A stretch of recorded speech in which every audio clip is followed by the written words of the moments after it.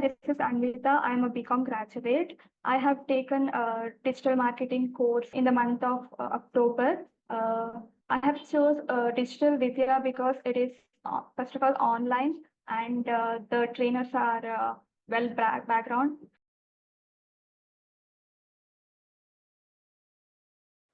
Because it is online and no need to travel to outside, and it's time consuming. And I've also heard from my friend that you guys have LMS which can help in future.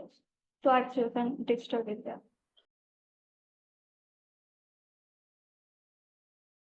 Yes, the trainers were supporting whenever we asked out.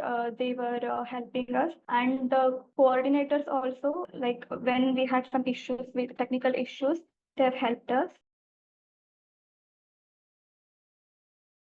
Yeah, actually, there are several certificates in each module.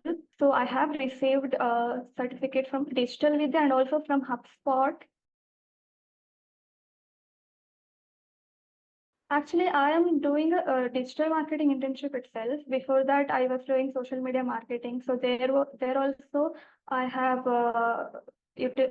used the training which we have gained from with Digital Vidya to my internship for for social media strategies and all. So yeah.